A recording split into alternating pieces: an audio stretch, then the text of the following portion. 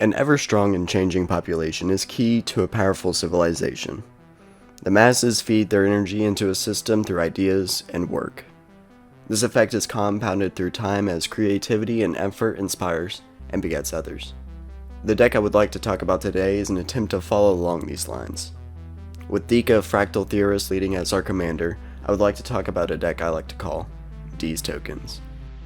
To start, let's talk about Deekah and her ability, which says, Magecraft. Whenever you cast or copy an instant or sorcery spell, create a 0/0 green and blue fractal creature token. Put X +1/+1 counters on it, where X is the spell's mana value. And 3 and a blue, target creature token can't be blocked this turn. This ability allows us to create a wide strategy or having a multitude of creatures for attacking, in which we can overrun our opponents.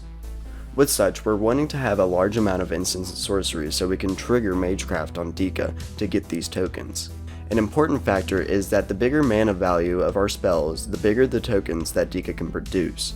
With such, one strategy is to play X spells, such as Blue Sunsina, to produce a large token by essentially mana dumping or using all of our available mana into one spell. Producing these tokens works great with Deekah's second ability, which allows one of our token creatures to become unblockable, letting us get in big damage. With us using instants and sorceries to trigger Deekah, we can compound this effect by having other creatures that produce similar effects. Cards like Tal'Daren's Sky Summoner and Shark Typhoon generate similar value to Deekah, as we can cast instants and sorceries, allowing for our go-wide strategy to be more effective. Though not all of our token generators have means of evasion, we have effective ways by which to get around our opponent's creatures in the deck, such as Sleep and Perplexing Test, to open the board for our attacking tokens. Another strategy that we need to take advantage of is mana reduction for our instants and sorceries. Mana dumping is an issue that we run into in the deck, and the less mana we can use to achieve great effects, the better off we will be when trying to interact with our opponents. Cards like Jace's Sanctum are a perfect way for us to achieve this, and get a little extra value out of our instants and sorceries. The deck also runs decent interaction, with us having access to counterspells. Though it is very important to time counterspells correctly, it is one of the best measures we have of disrupting our opponent's strategies. Should our counterspells not be effective and our opponents are able to play key cards, then we can, in some cases, use their strategy to our advantage with cards like Blue Sun's Twilight. One of the biggest downsides to the deck is that we need a lot of mana for our strategy to work. Essentially every turn we are mana dumping into our spells so that we can have a good token generation effect. However, this comes with the cost of potentially not having mana to interact with. Though we're running cards to make this a little more manageable like High Tide, often we are going to make a decision of spending all of our mana to get great effects or holding back some to be able to react to our opponents. Another issue that stems from us having to mana dump is that the deck operates quite slowly. Our early turns are going to be dedicated to mana acceleration and hand fixing with cards like Thrain Dynamo and Ponder. With such, our board presence doesn't become too prevalent till turn 4 or 5, or whenever we are able to start casting token makers. This long of a time being open can leave us vulnerable to faster strategies. However, if we can make it to the mid or late game, then our opponents will have to crash through a wall of tokens if they want to get any damage in on us. Lastly, we can't lie to ourselves. We aren't the greatest token strategy. Other token strategies will more than likely outrace us, as other colors are able to produce tokens at a much faster rate than mono blue. Without access to green or white, we miss out on incredible cards like Doubling Season and Anointed Procession. However, if we are able to keep our board stable, we can generate about 3 to 4 tokens per instant or sorcery we cast. Some great creatures in the deck that need some mentioning are Diluvian Primordial, Octavia Living Thesis, and Hullbreaker Horror. These are some big spells, however all of their effects come with incredible benefits that we can utilize. Diluvian Primordial allows us to cast essentially 3 different instants and sorceries, and with them being from our opponents, could grant us effects that could really benefit our strategy, while also triggering our token makers. Octavia is our overrun effect, with it being able to turn our board into a monster to deal with for a turn. Octavia is also special in which it doesn't take away keywords or counters away from creatures when he triggers. So if we have Octavia with Deekah's tokens or Tal'Daren's tokens, they will keep their counters or flying while increasing their power and toughness. Hullbreaker Horror is a great way to slow our opponents down and clear the board to let our tokens come crashing in. Hullbreaker also has the potential to bounce our own creatures, which can be good in a situation where we want ETB triggers from cards like Master of Waves, or saving permanents from targeted removal or board wipes. Some of the better artifacts that we're running are Lithoform Engine, Geometric Nexus, and Mind Splice Apparatus. Lithoform Engine grants us a lot of versatility, with us being able to copy abilities, instants, and sorceries, or just copy one of our permanents. Many times, with us creating tokens from Deekah and other token generators, we will want to copy the triggered ability, but with Deekah and her Magecraft ability, we will want to copy an instant or sorcery to obtain maximum value. Geometric Nexus is a nice card that we can pump out crazy high power and toughness creatures with little effort.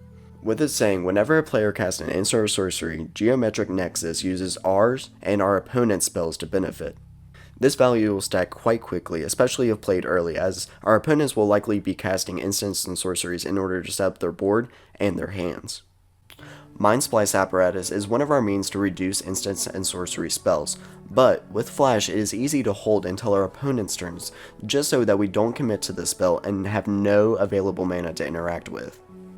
The best enchantments we're running would have to be Shark Typhoon, Swarm Intelligence, and Wizard class. Shark Typhoon is another token generator that triggers on all non-creature spells, as well as creating tokens with great evasion and flying to get around a lot of our opponent's boards. Swarm Intelligence allows us to go hard into our instants and sorceries, as it will grant us a copy every single time one is cast.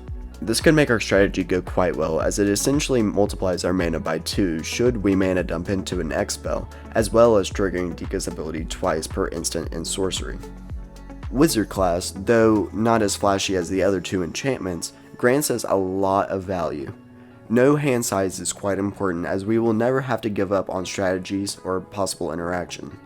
The draw 2 just fills up our hand a little, but the last ability is where we're really looking towards, as the level 3 ability grants us a great amount of pump to our tokens with just a little draw support from our instants and sorceries. Some sorceries that I think need to be mentioned are Clone Legion, Rite of Replication, and Sleep. Clone Legion allows for a nice standstill with other decks that have an incredible board state, or allows for us to double up on our board to overrun our opponents. Rite of Replication runs fantastic with other token makers, especially if we can kicker it with something like Master of Waves to get multiple effects with little effort. For the last card, and though it doesn't seem like the best include after Clone Legion or Rite of Replication, is Sleep. Sleep allows us to tap down an enemy's board for a full rotation, which opens us up for a full swing at our opponent. However, it also allows for our opponents to take advantage of the situation to also attempt attacks on an open player, potentially getting a player out of the game. Some fantastic instants that we're running are Perplexing Test, High Tide or Dramatic Reversal, and Polymorph's Jest. Perplexing Test allows us to have an almost one-sided board wipe, which keeps all tokens around but bounces all regular creatures, or vice versa. This is a great effect, as if opponents don't have many token creatures, or any, we are able to get in great amounts of damage, as they will spend their turn redeploying their board. With it being an instant, we can also do this in response to taking a lethal attack by setting our opponent back a turn. High Tide and Dramatic Reversal serve the same purpose, with them giving us a means of explosive one-time mana acceleration. This allows us to pump great numbers into our X spells, or set up our board to be in a better position. Finally, we have to talk about a fantastic combat trick in the form of Polymorphous Jest. Should we attack into a high power and toughness board, we are able to lower all of our opponent's creatures down to 1/1s. Should they attack into our board, the same thing can occur, as this is important, as we can reliably take down huge boards with very little effort on our part. Though battles are still relatively new, we will be attempting to run one of them. Battle of Segovia generates some tokens once we cast it, but we're really looking for the effect on the back, which gives all of our non-creature spells Convoke. This is a great effect, as we can use our tokens beyond just attacking, with them essentially becoming mana dorks, which in turn will generate us even more tokens as we are able to cast more spells. The effect of untapping 4 of our creatures is also very good, as we are essentially able to hold mana for responses in the form of instants, or hold a few blockers back. The option is really ours. Some of the lands that should be talked about are Nykthos, Shrine to Nyx, and Buried Ruin. Nykthos is an all-star for any monocolored deck, and the price around it shows. Though it does cost a bit, and can be replaced on a budget, Nykthos gives us a nice bit of acceleration that is comparable to a repeatable High Tide. As for a little less exciting, but nonetheless important land, Buried Ruin is one of our only options for artifact recursion. With it, should our important artifacts such as Lithoform Engine or Geometric Nexus get destroyed, then we can bring it back for a low cost of sacrificing Buried Ruin. Though upgrades are rather player and playgroup dependent, some options I would consider are the Ozolith, Snapcaster Mage, and Cyclonic Rift. Putting in the Ozolith grants us a great way to keep our counters around when our Deekah tokens inevitably start dying either due to combat, targeted removal, or just a board wipe. Moving around these counters can be good as we do have some token generators that can create flying creatures, simply saying that we can have a huge creature with a great form of evasion. Snapcaster Mage is a classic powerhouse that gives any instant or sorcery in our graveyard flashback. This is essentially a means of recursion for our instants and sorceries. However, this is in best use for our instants as it gives us greater versatility for interactions against our opponents. Finally, Cyclonic Rift is just one of the best bounce wipe spells in blue.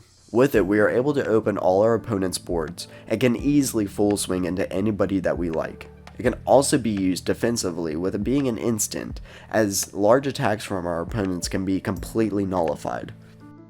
Deekah is a deck that seeks to outvalue and outrun our opponents to make it over the finish line. We want to play big spells and make a wide range of tokens. We will be an army against our opponents with combat tricks that can be hard to predict. If you think Deekah is a deck that you would like to play or look over, I will have a link for it in the description. Of course, you can take the deck and edit it to make it your own, or to make it fit your playgroup, as some of the potential upgrades are just suggestions if I were to tinker and edit to make the deck a higher power level. Speaking of which, I would place these tokens around a power level of 6. I'm granting this above average level as I think we have a solid strategy and multiple ways of forcing it, while also attempting to gain value from controlling our opponent's boards. Sadly, we just don't explode early and just need time to set up, but once we get there, I believe our value and army will be hard to stop. On that note though, thank you so much for watching, and I hope to see you in the next video.